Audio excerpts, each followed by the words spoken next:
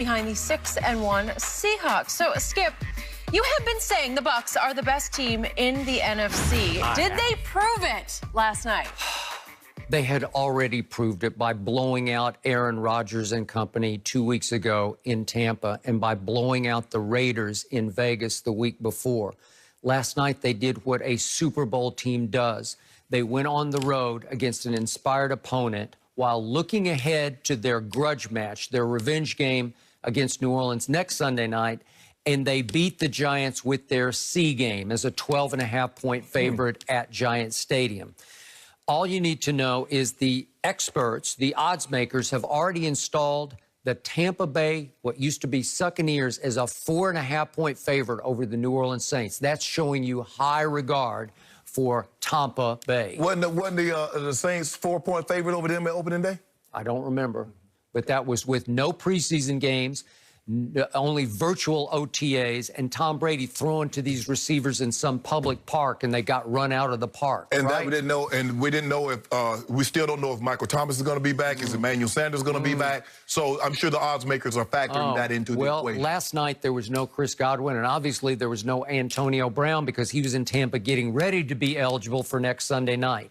So if you give Tom Brady, Chris Godwin, and Antonio Brown in place of Jaden Mickens and little Scotty Miller, all of a sudden... Oh, now you don't like Scotty Miller. Now you don't like little Scotty. I told you. He is what he is. He's 5'9", 170 pounds, and he can run 4.3. Yeah. That's what he is. He's been making some plays for Tom Brady, too. He was until Antonio got there, and now watch how many targets little Scotty gets from here on. Let's see, A.B. Scotty. I think I'll go A.B. You see what I'm talking about? Yeah. Now, you've been dancing with Scotty Miller all night.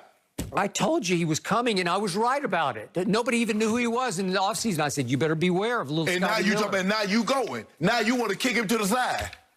Antonio Brown was regarded for a 5-year period as the best receiver in football. He put up the best numbers in football. And by the way, if you look at what's happening on defense, Pro Football Focus going into last night ranked the Buccaneers defense #1 in pro football.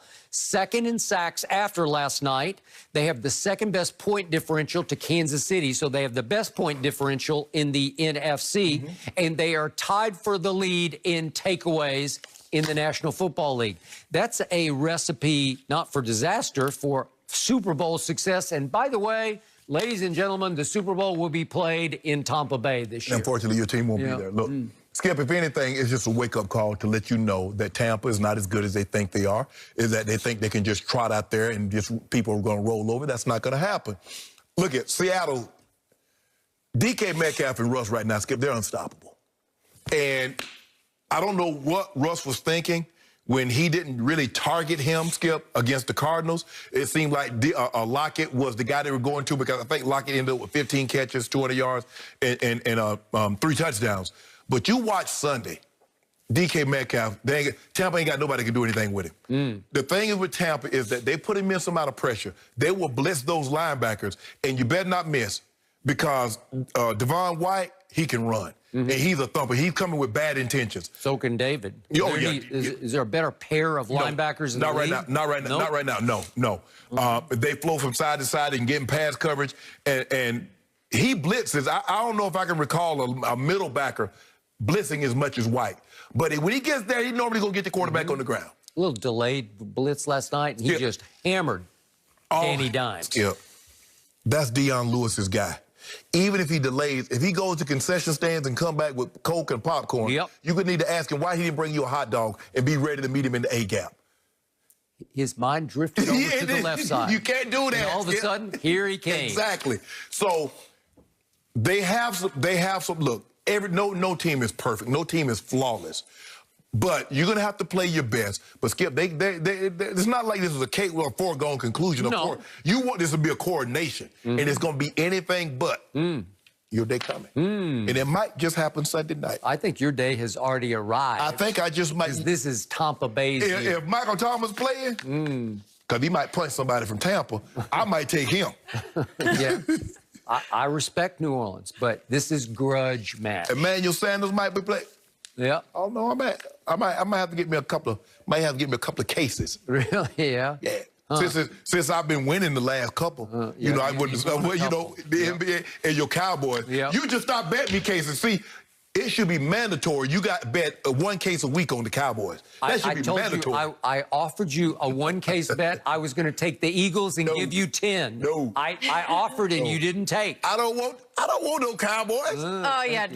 Stay away from any bets there, Shannon. I'll try to help you out. So we know that, Shannon, you do love LeBron. Maybe a bit too much. There's actually someone out there who may love him more. Bigger fan than me. We have proof, and it's a little weird and shocking. Double move. And I told you what happens is that these young corners, they will bite, they will gamble because they anticipate pressure. If he works the top, he has the guy, he has Sharpe on the slant and go. He's wide open. Where the defender has a hold of him? Is he trying to throw? No. But that's what I'm saying. Skip, if he works the top, he works the wrong side of the field to begin with. I don't understand. If you got a double move at the top, you start there. You can always come back to this move down here, Skip. You always work the double move side first, just in case. And you had overthrown him earlier on a double move. All I know is on that last drive, he converted a 4th and 5, then a 4th and 16, and then he threw an absolute Danny dime to Golden Tate on the back line of the end zone. That is a big-time throw. That kid's got ability. It should have never come to that. But let me ask you this. I just want to know one thing. Why is it when Tom Brady plays average, you always find an excuse? Average? He had a QBR of 82. Is that average? That's really good. He was at stop playing. Okay, wait, let's start playing. How about it? The Brady hate emanating from the other side of the table is overwhelming. I'm suffocating over here. He was average last night. Let's see the game-winning drive. This is the 60th game-winning drive of his career because he is money in the fourth quarter. Against the Giants. Yeah, could we see these throws? This is the first one. He's converting a 3rd and 4 to Mickens. Mickens is playing he's throwing to his punt returner. You believe in this? What is Jaden Mickens doing? Then here he goes again, down the middle to Tyler Johnson. And think about it, they threw a flag on that. Why would you throw a flag? They picked it up. Okay, well, why would you throw it? And then here's to Cameron Brate, the seldom used tight end, and that's a dart for 25 more yards, and that's a flag that shouldn't have been thrown, but that's okay. So here we go. First and goal at the 8, and look at this fade route. He is now 8 for 8 to Mike Evans in the red zone on fade routes. How good is that? I just showed you 4 straight plays. Those are 4 straight plays by Tom Brady.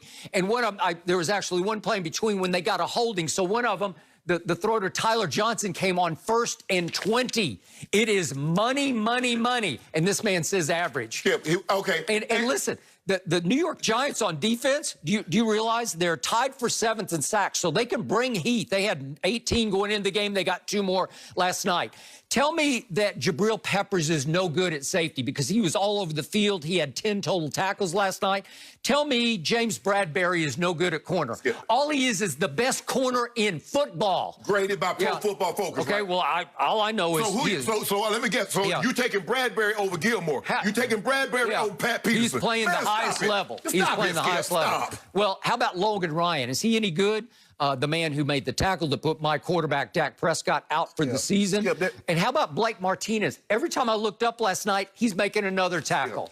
That defense is pretty good. Look at all the low scores they held. The Rams to 17, the Bears to 17. You keep telling me they lost these close games. That's what bad teams do. They find ways to lose. Bad teams get blown out like the Dallas Cowboys get blown out.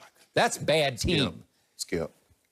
Tom Brady played average. Jim, do we have any footage?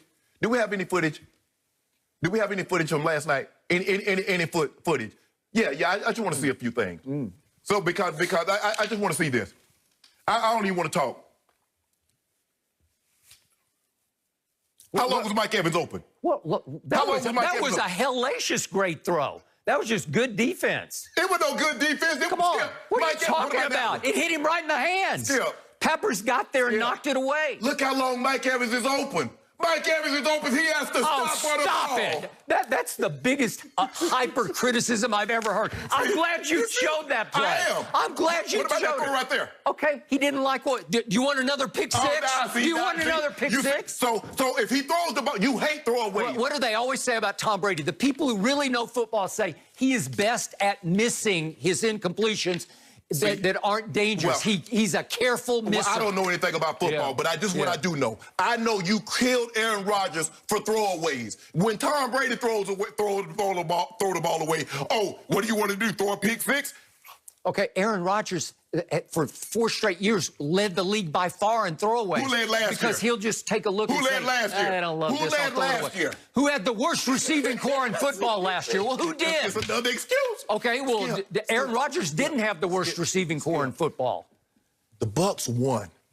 But the Giants... You know what? You know what Super Bowl teams do? You should know this because you were on one.